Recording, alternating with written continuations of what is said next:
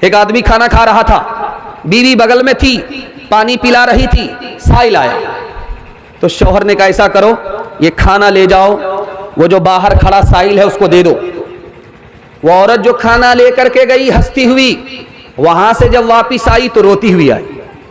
तो शौहर ने कहा अल्लाह के बंदी, हंसती हुई गई, रोती हुई आई, क्या वजह है? कहा वो जो भिखारी था वो मेरा पहला शौहर था, मेरे दरवाजे पर खड़ा था। कहा कि वो भिखारी कैसे हो गया? कहा बहुत बड़ा अमीर था, बहुत पैसे वाला था, गद्दी और सद्दी वाले था, दस्तरखान पर बैठा हुआ था, साइल आ गया, जूते से खबर ली, उस साइल को रोला करके भेजा, उसकी आह लग गई, सारी दौलत बेकार हो गई, भीख का कटोरा हाथ में आ गया। अब इस शौहर ने कहा कि वो साइल जिसको जूता मारा था तुम्हें पता है कौन है? वो मैं था।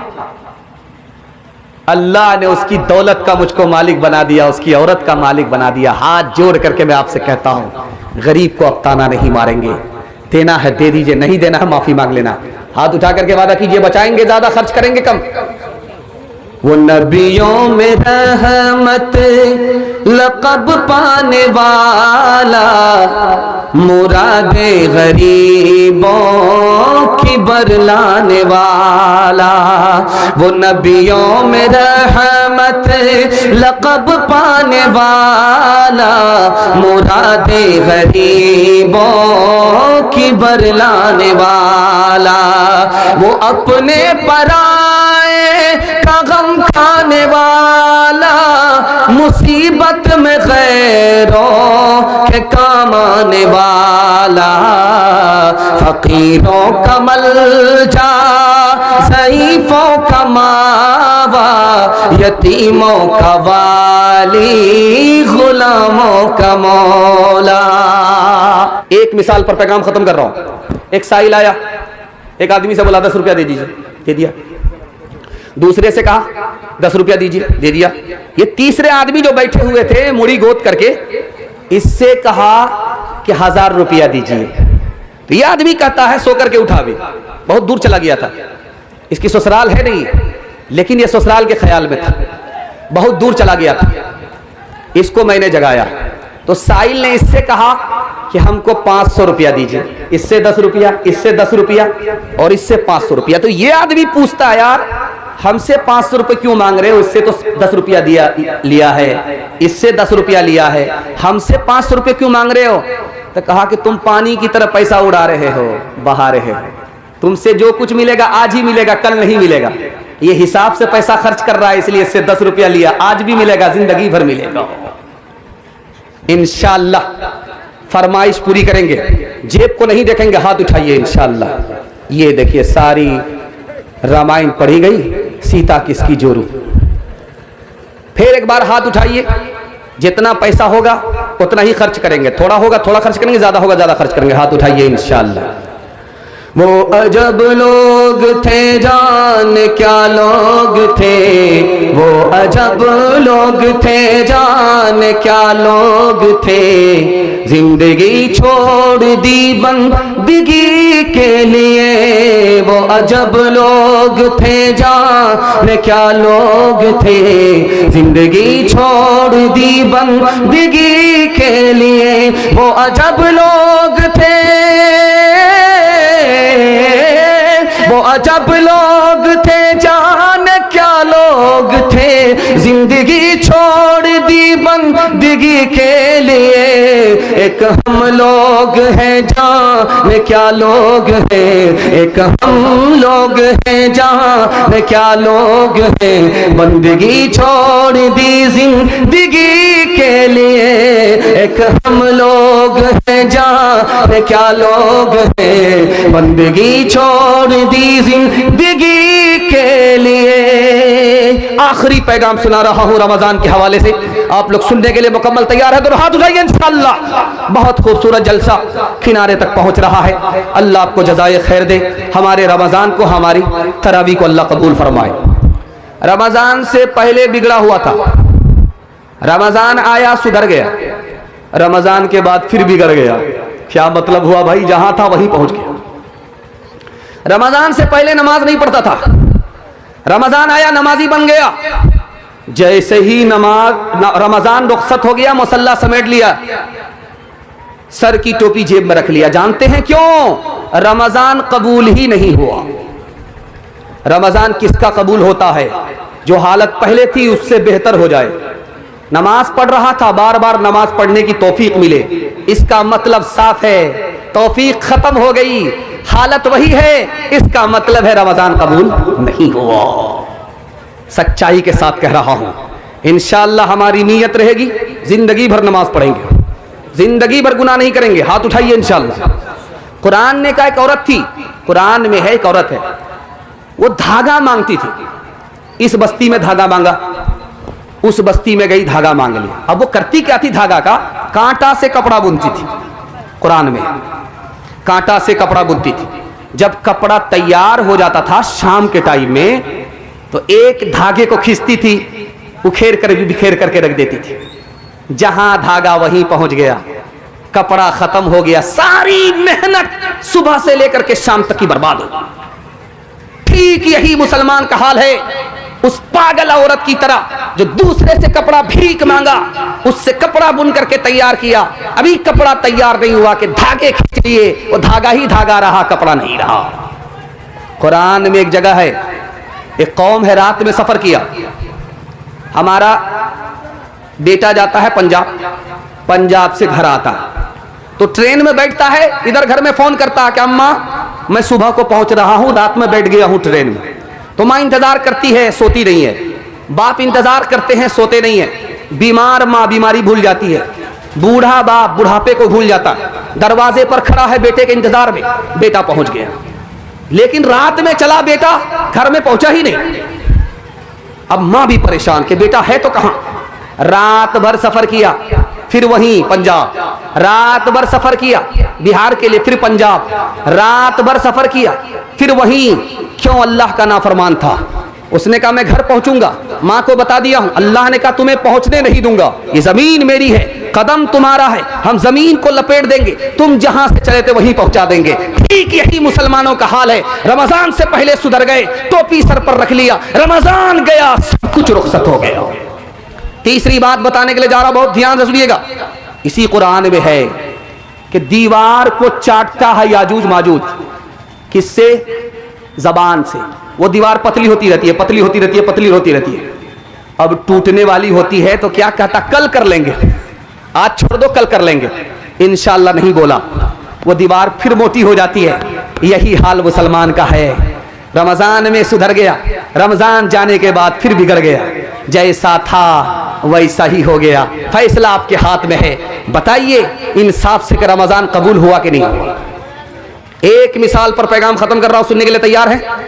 रमजान से पहले नमाज पढ़ेंगे, जिंदगी भर नमाज पढ़ेंगे, हाथ उठाइए इंशाअल्लाह। आज आजान सुनेंगे, कल नमाज पढ़ेंगे, हाथ उठाइए इंशाअल्लाह। हाँ, यहां आकर के फंसे, ध्यान से सुनिएगा। बाप बेटा बैल के ऊपर तिजारत करता था, इस बस्ती से उस बस्ती माल बेच करके आता था। 12 साल हो गए। तो बाप ने बेटा से कहा, बेटा हिसाब तो करो, कमाए कि नहीं गंवाए, नफा कितना हुआ, नुकसान कितना। तो बेटा ने गिनती किया, हिसाब लगा। कब्बा हुजूर 12 साल पहले जहां थे वहीं हैं, सूद का पैसा लेकर के कारोबार किया था, नफा नहीं हुआ है, खसारा ही खसारा है। इसलिए दिल में इरादा कर लीजिए कि रमजान में अपनी हालत बदलेंगे तो जिंदगी भर हमारी हालत नहीं बदलेगी, वही हालत रहेगी। इंशाअल्लाह जिंदगी भर नमाजी बनेंगे, जिंदगी भर के लिए रोजेदार होंगे। हाथ उठाइए इंशाअल्लाह।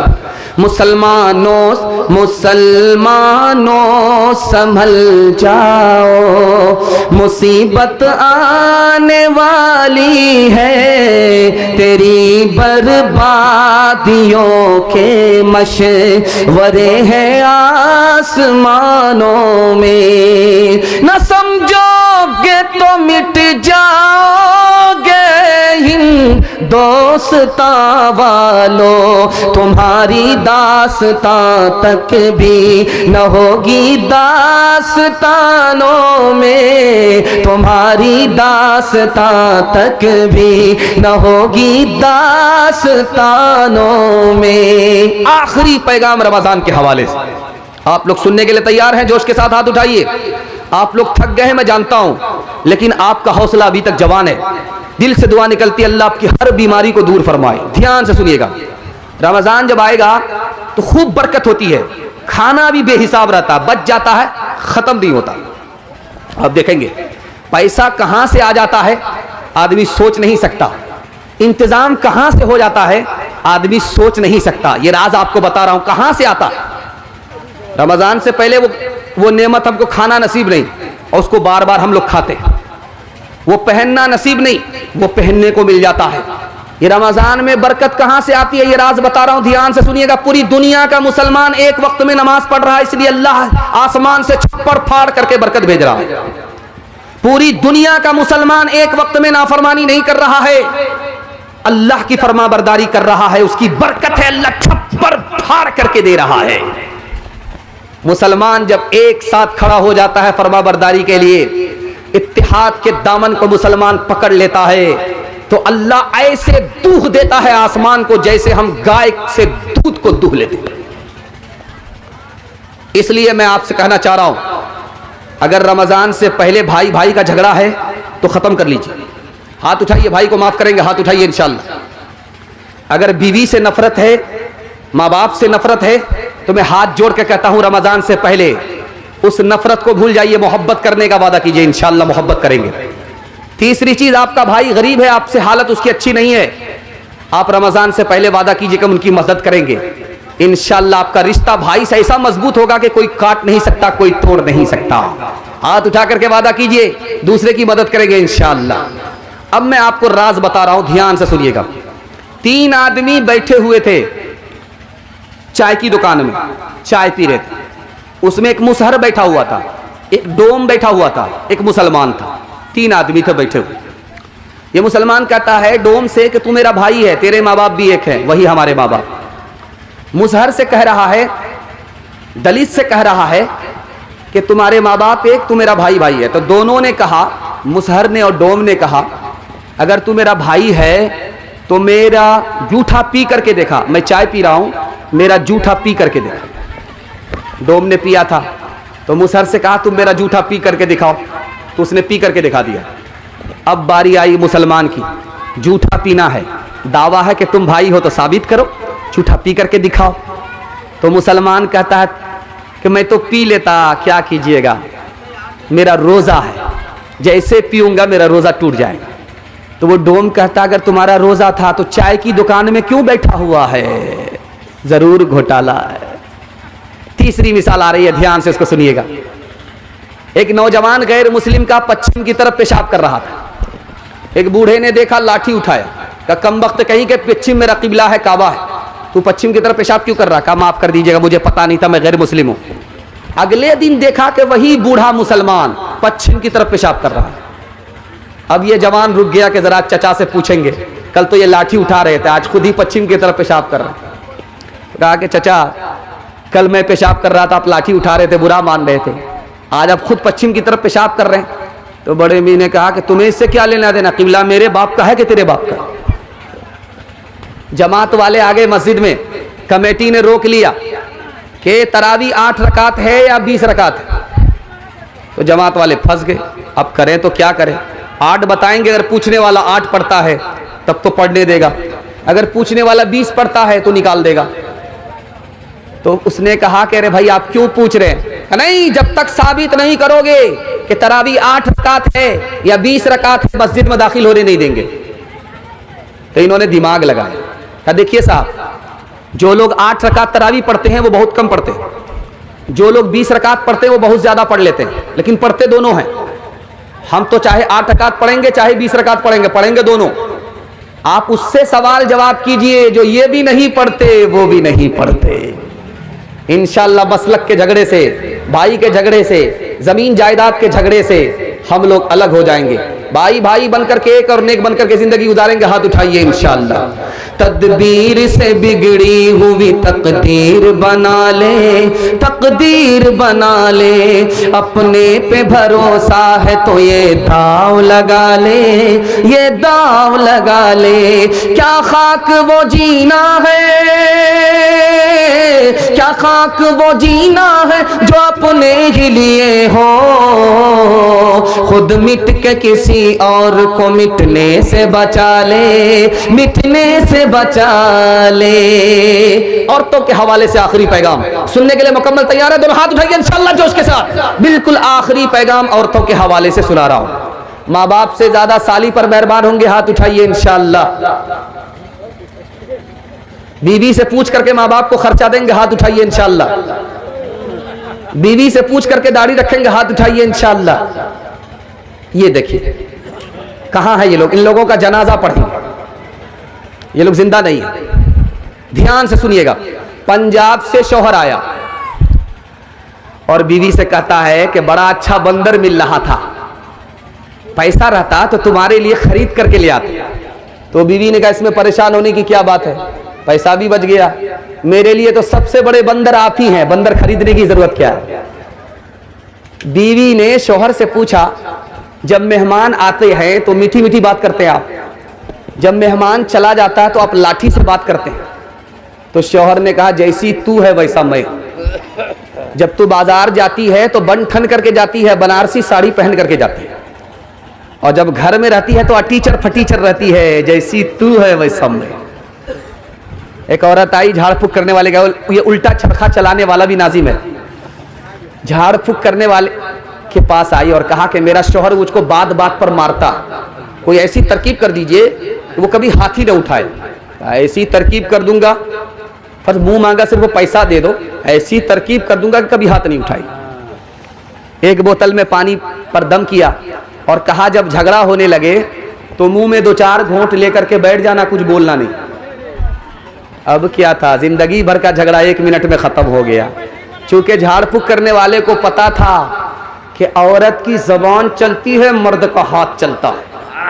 अगर मर्द हाथ को काबू में रखे, औरत जबान को काबू में रखे तो टूटा फूटा घर जन्नत बन जाता है। ध्यान से इसको सुनिएगा। दामाद बहुत चालू होता है, जब उसको पता चलता है कि घर में खाना अच्छा नहीं है तो सीधे ससुराल भागता है मुर्गा खाने के लिए। सास ने समझ लिया एक दिन मुर्गा खिलाएंगे, हर दिन आएगा, एक ही दिन ऐसा सबक सिखाएंगे कभी नहीं आए। जैसे ही ससुराल पहुंचा, सास ने खिचड़ी बना करके दे दी। अल्लाह, दामाद ने ससुराल में जब खिचड़ी को देखा तो तलवे का खून दिमाग पर आ गया। कहा कि अम्मा ये मेहमान खाना है कि जेल खाना है, मैं दामाद हूं कि कैदी हूं। अब बेटा खिचड़ी को बुरा भला मत कहो, अमीर भी खा लेते गरीब भी खा लेते, किसी का पेट खराब नहीं होता। समझ में आ गया? बुढ़िया बहुत चालू है, मुर्गा बचाने की प्लानिंग है। तो दामाद ने कहा कि अम्मा रूखा सूखा कैसे खाया जाएगा, ये रूखी सूखी खिचड़ी कैसे खाई जाएगी, घी तो दे देते। बुढ़िया एक नंबर की कंजर थी, कंजूस थी, मक्खी चूस थी। खोटी में छुपा करके घी को रखा था। एक शायर शेर पढ़ रहा था तो सारे लोग आकर के 10 रुपया ही देते थे, इससे ज्यादा नहीं देते। तो शायर ने खिसिया करके कहा कि आप लोग से बड़ा कंजर मैंने कहीं नहीं देखा, ये कोई भी 10 के नोट से ऊपर कोई नोट देता ही नहीं है। एक बूढ़ा खड़ा हुआ, 100 का नोट लेकर के ला करके दे दिया। कहा हाजी साहब आपने आबरू रख लिया, हम तो समझ रहे थे कि सारे बखील हैं, लेकिन माशाअल्लाह आप सखियों के सखी हैं। हाजी साहब फिर भी खड़े हैं, शायर शेर पढ़ रहा है। अब शायर ने पूछा कि चचा जान आप तो बैठ जाइए। कहा कि बैठेंगे कैसे, वो 90 रुपया वापिस लेने के लिए खड़े हैं। तो वो बुढ़िया जो कोठी में घी को छुपा करके रखा था वहां से निकाला, खिसिया करके जो ढक्कन खोला सारा घी गिर गया। अब बुढ़िया को बड़ा सोग हुआ कि कौन सी गलती किया, सारा घी तो दामादी खा लेगा, दिमाग लगाया। अब बेटा अकेले खाओगे बरकत नहीं होगी, साथ में मुझको शामिल कर लो, बरकत ही बरकत होगी। अल्लाह, और ये बुढ़िया अजीब नहीं अजूबा। तो दामाद ने लाज लिहाज में कहा कि इसमें क्या बात है, आप तो मेरी माँ की तरह हो, साथ में खा लो। बुढ़िया ने देखा कि प्लेट में घी दामाद की तरफ ज्यादा, अपनी तरफ घी नहीं है, तो दिमाग लगाया उधर से इधर टानना। तो बुढ़िया ने कहा बेटा मैं तुमसे नाराज हूं, फला महीना मेरी बेटी को तुमने ये तकलीफ दिया है, ये दुख दिया है, ये तकलीफ दिया है, ये दुख दिया। दामाद सोचने लगा कि अल्लाह अकबर, ये बुढ़िया है, ये तो जबरदस्त है, ये तो सारा घी तक टान लिया। तो दामाद ने कहा अम्मा, कौवे से ज्यादा कौवे का बच्चा चालाक होता है। अगर मैंने वो दुख दिया है तो ये सुख भी दिया है, ये सुख भी दिया है, ये सुख भी दिया। दुख सुख को मिलाना पड़ता है, तब जिंदगी कटती है। जब आप देखेंगे रुखसती का मौका होता है तो सारे लोग रोते। जवान बेटी 18 साल की पोस पाल करके भेजा जाता है ससुराल, तो नानी दादी सब रोती है, यहाँ तक के मगर के मच के आंसू बाराती भी बहाने लगते हैं।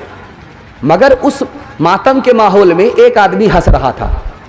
छोटा बच्चा देख करके अब्बा से कहता, अब्बा हुजूर सब लोग तो रो रहे हैं, ये समझ में आ रहा, मगर एक आदमी हंस रहा है। अब बेटा कौन हंस रहा? का दूल्हा बाबू हंस रहे, रुमाल के नीचे मुंह रख करके दूल्हा बाबू हंस रहे। अल्लाह अल्लाह अल्लाह, तौबा इस्तिग़फ़ार।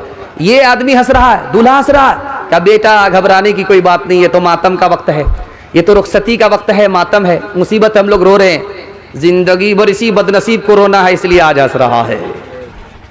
आखिरी मिसाल पर पैगाम खत्म कर रहा हूं, बड़ा ध्यान से सुनिएगा इसको।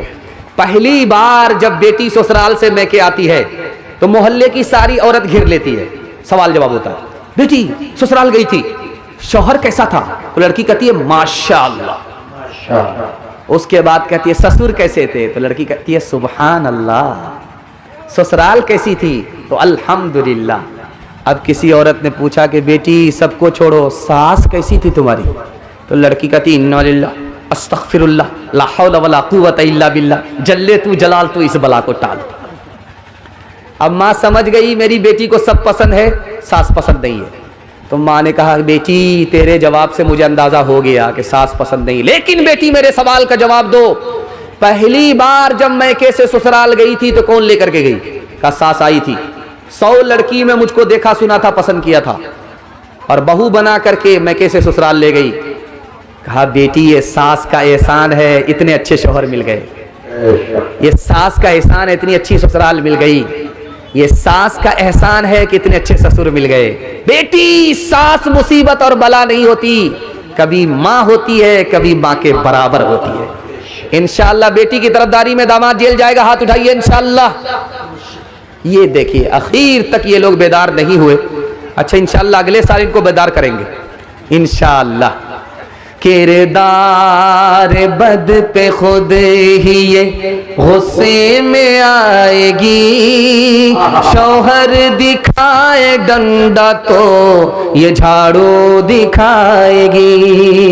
किरदार बद पे खुद ही ये गुस्से में आएगी, शौहर दिखाए डंडा तो ये झाड़ू दिखाएगी।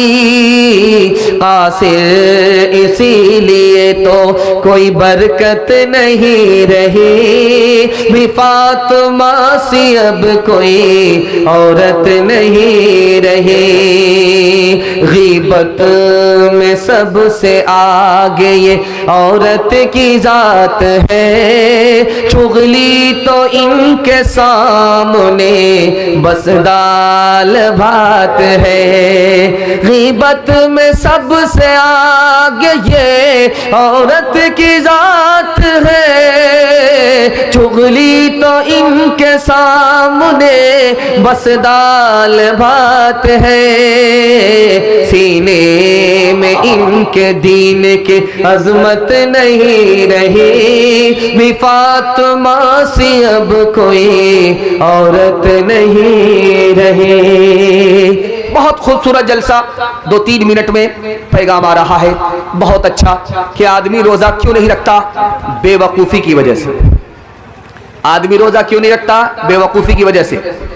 रात में दूध रख दिया सहरी पीने के लिए, सहरी खाने के लिए, बिल्ली आकर के दूध पी गई। खुदा से कहता मेरे परवरदिगार मैं रोजा नहीं रखूंगा, मैंने सहरी रखा था, तूने सहरी की हिफाजत नहीं की, इसलिए मैं रोजा रखता ही नहीं। तू दूध बचाता, मैं तेरे रोजे को बचाता। दूध बिल्ली उड़ा गई, तेरे रोजे को मैं उड़ा देता हूं। बेवकूफी, रोजा नहीं रखता। सुन रखा था कि जैसे ही चांद देखोगे रोजा रखना पड़ेगा। अब नीचे सर गाड़ करके चलता है, ऊपर सर नहीं उठाता। जैसे ही पानी में पेशाब धोने के लिए आंख खोल करके पानी को देखा, चांद नजर आ गया, का चौपट हो गया। कितना बढ़िया प्लान बनाया था कि रोजा नहीं रखना है, ये चांद देख लिया, अब पूरा महीना रोजा रखना पड़ेगा। बेवकूफी की वजह से आदमी रोजा नहीं रखता। खुद रोजा नहीं रखा, बच्चे ने रोजा रखा। 10 साल का बच्चा, 12 साल का बच्चा रोजा रखा। क्या कहता, बेटा रोजा मत रखो, कमजोर हो जाओगे। बेटे ने रोजा तोड़ दिया। अब बेटे को तो गुनाह नहीं होगा, ये बच्चा है, इसका नाम अमाल खुला ही नहीं, लेकिन गुनाह किसको होगा? इस बदनसीब बाप को होगा। इसके नामे अमाल में बच्चे का गुनाह लिखा जाएगा। इसलिए हाथ जोड़ करके आपसे कहते हैं, बच्चा रोजा तोड़ दे, रोजा रखे, कोई फर्क नहीं पड़ता, लेकिन अगर रख ले तो आपको कभी नहीं कहना है बेटा रोजा तोड़ दो। तीसरी वजह, आदमी रोजा क्यों नहीं रखता? गुस्ताखी, नाफरमानी की वजह से। अल्लाह को भूखा मार करके क्या मिलता है? रोजा वो रखे जिसके घर में दाना नहीं, इस्लाम से आदमी खारिज हो जाता है। चौथी वजह आदमी रोजा क्यों नहीं रखता? चालाकी, कम हिम्मती, हिम्मत हार करके बैठ गया।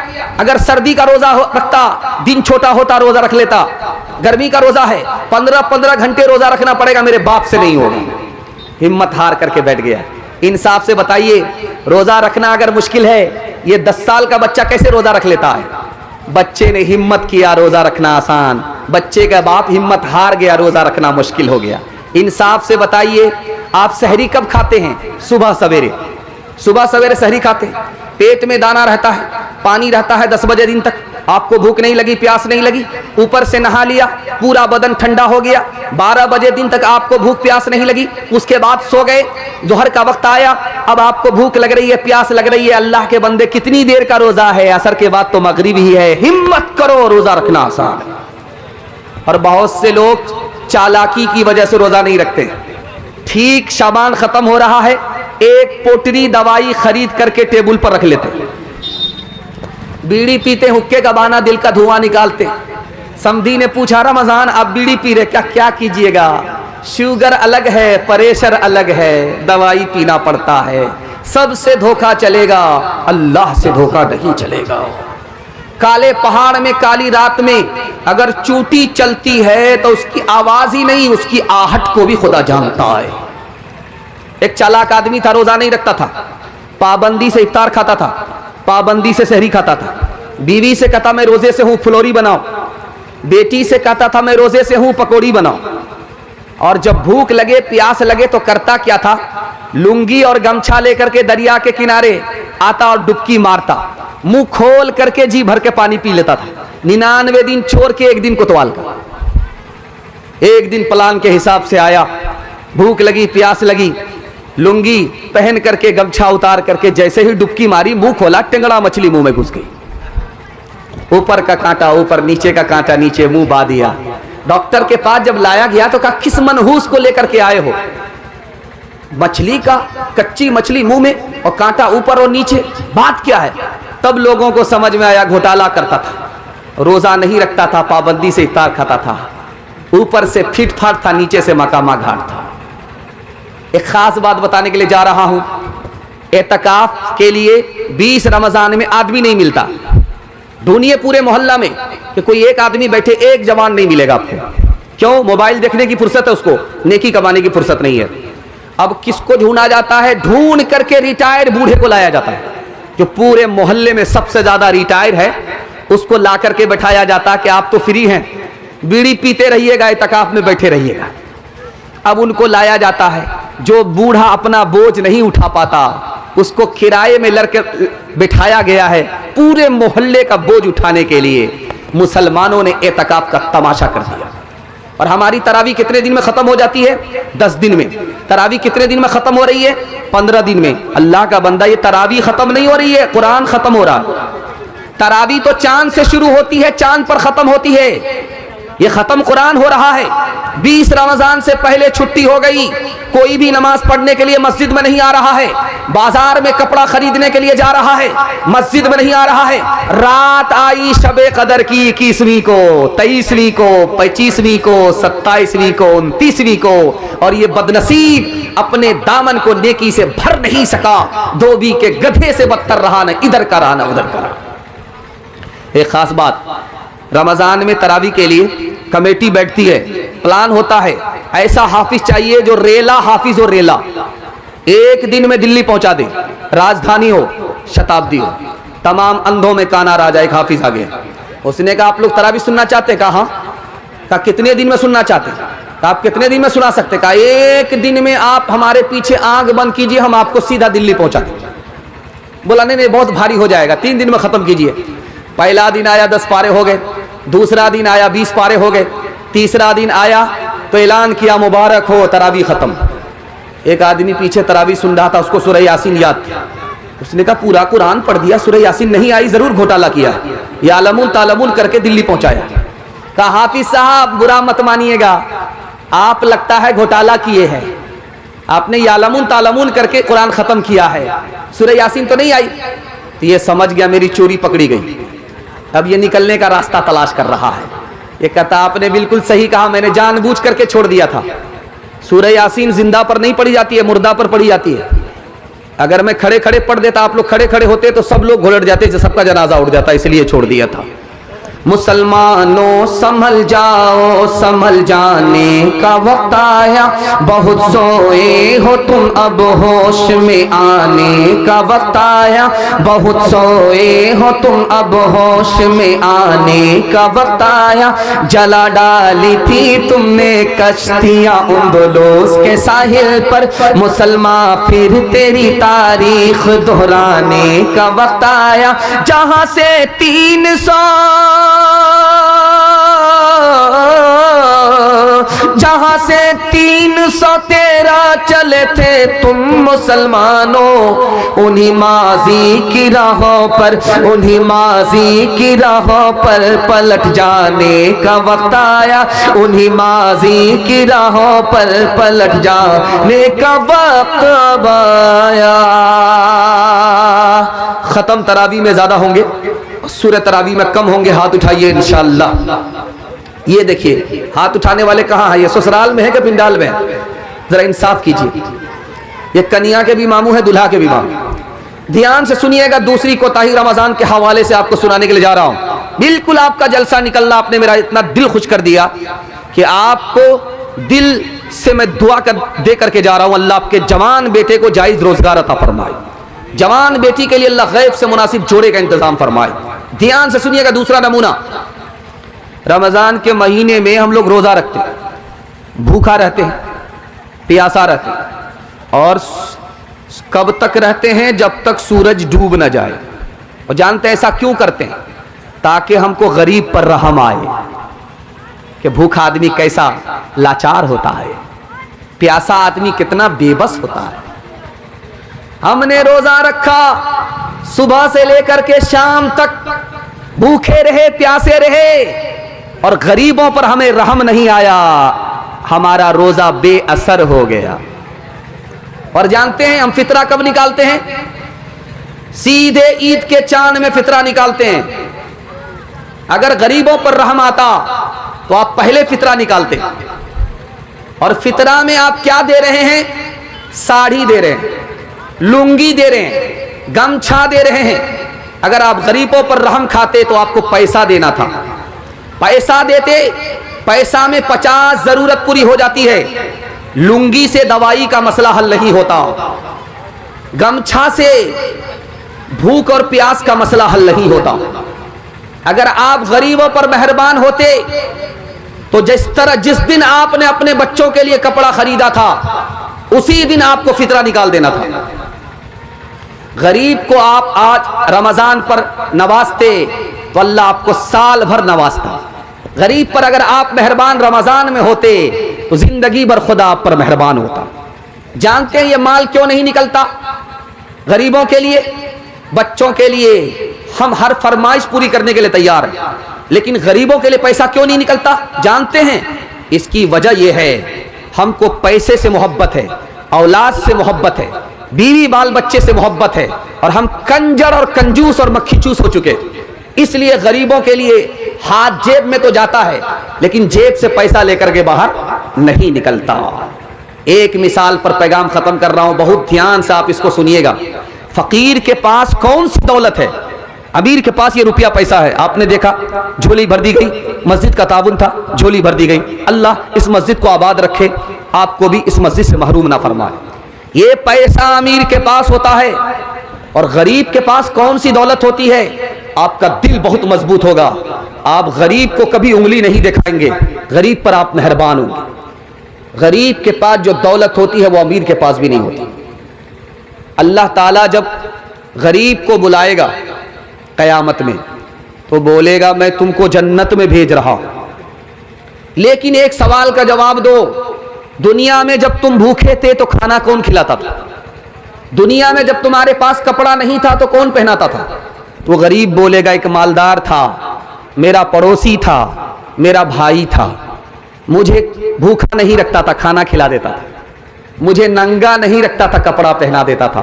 तो अल्लाह फरमाएगा ओ गरीब, मैं तुमको जन्नत भेज रहा हूं, अकेले मत जाओ, उस अमीर को भी साथ में लेकर के जन्नत में जाओ। गरीब के पास जो दौलत है वो अमीर के पास नहीं है, खुद जन्नत में जाएगा, अमीर को जन्नत में लेकर के जाएगा।